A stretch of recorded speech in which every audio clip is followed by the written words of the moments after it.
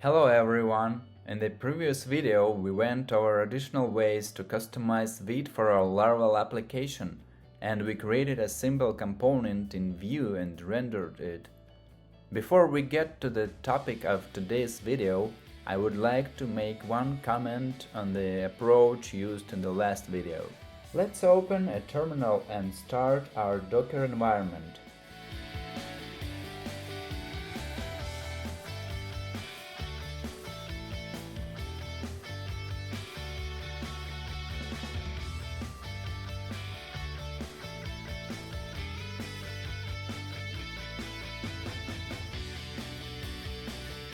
Then go to the Workspace terminal.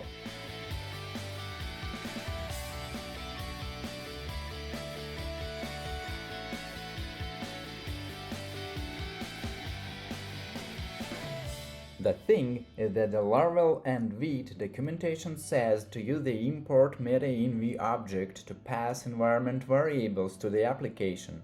And this does work, but only in the application itself, not in the Vite config file.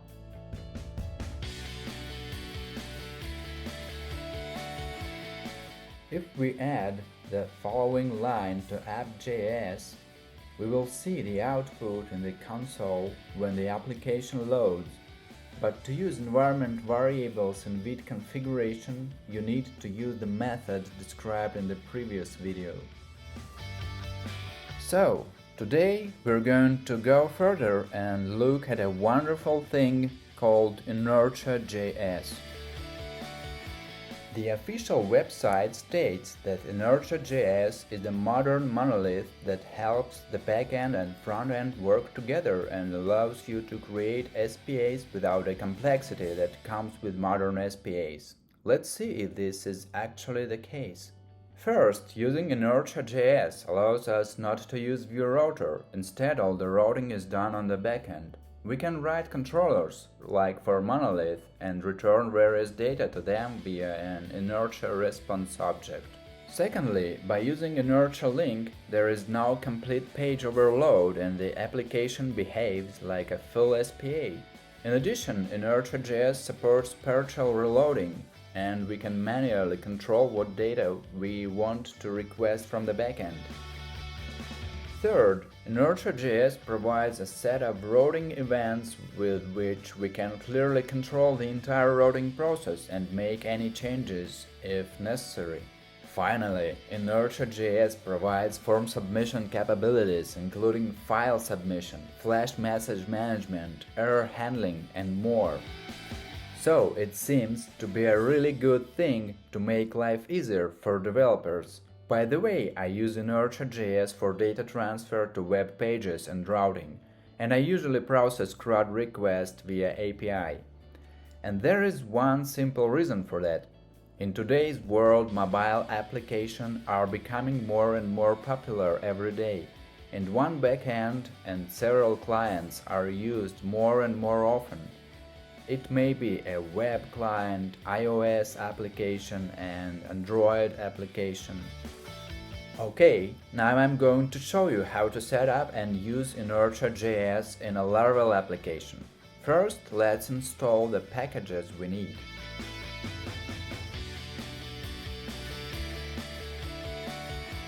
While installing the package, Composer reported that there are some problems. Let's see what's wrong. Let's run the command composer audit.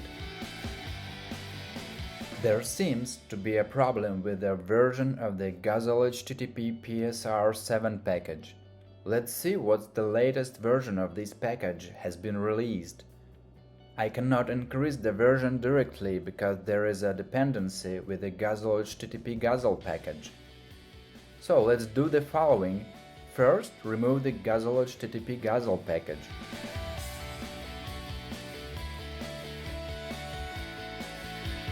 Then upgrade Guzzle HTTP PSR7 and install Guzzle HTTP Guzzle again.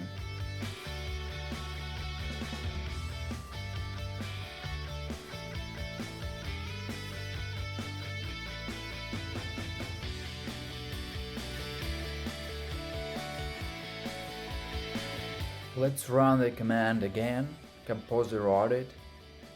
Now that's all right, we can move on.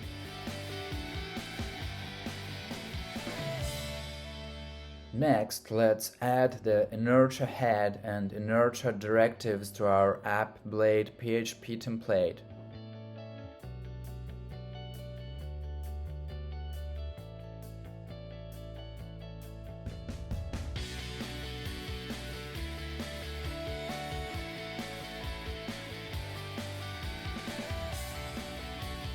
Let's remove the title tag, as we will dynamically change it for each page using the Inertia.js functionality.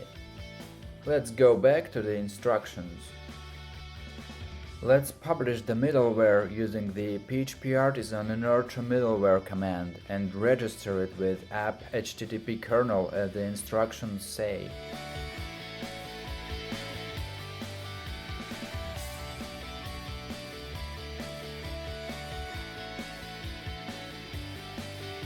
Next, let's create a controller for the main page of our application.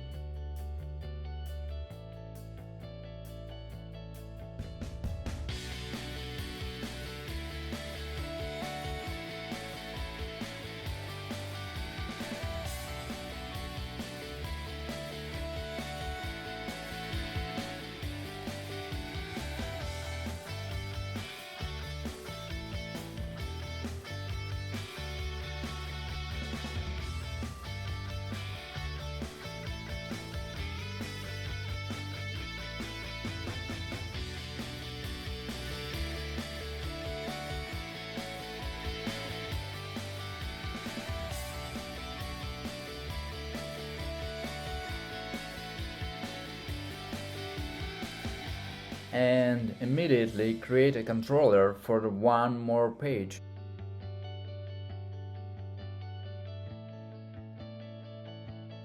Let's try to pass some data to the front end. Let it be the page header.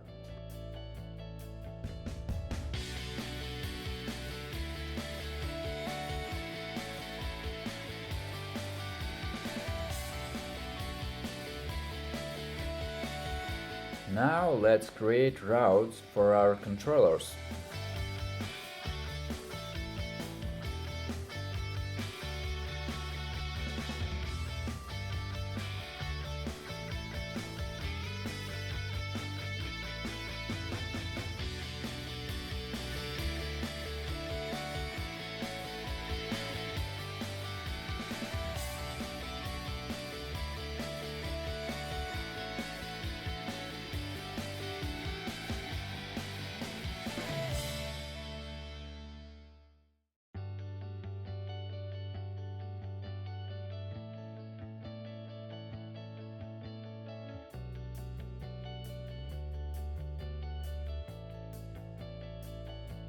Now let's go to the Inertia.js client-side installation section and follow the instructions given there. During the installation process, vulnerabilities in the installed packages were detected. Let's try to fix them using the command npm audit fix.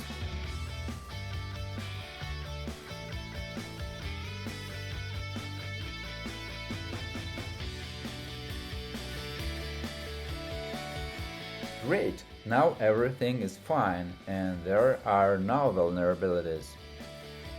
Copy this code and paste it into our app.js file.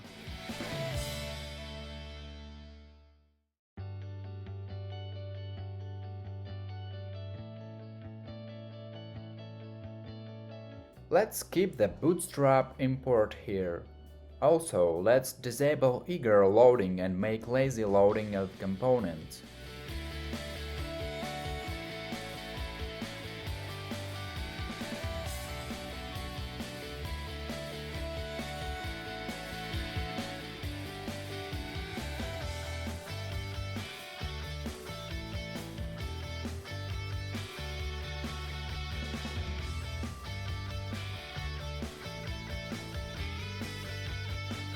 Let's fix the formatting a bit.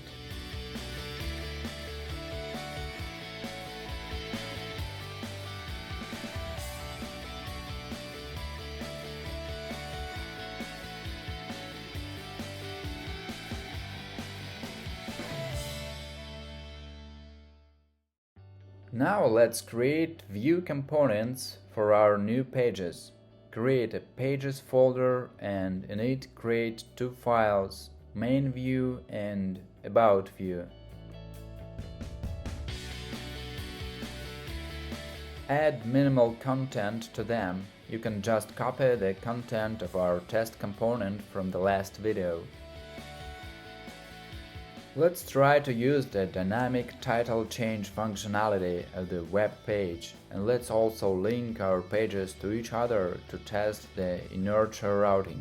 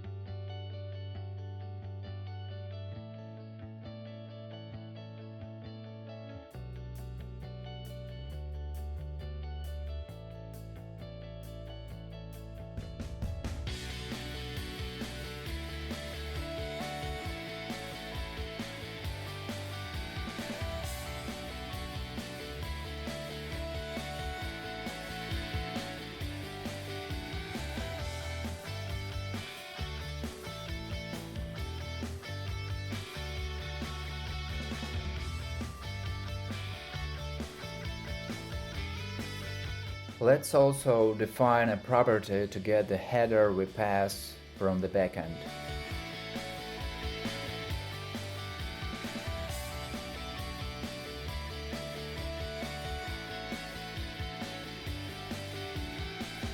And output it to our template.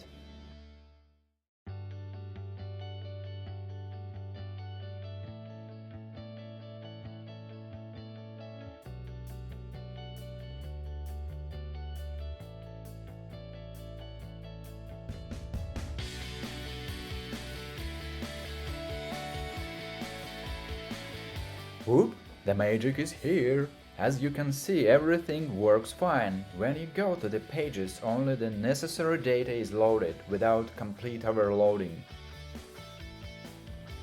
Dear friends, for your convenience, I have created a repository on GitHub with our project so you can see all the actual code here. That's all for today. Thanks for your attention. If you enjoyed this video, be sure to like it. And of course, don't forget to subscribe to the channel. Bye!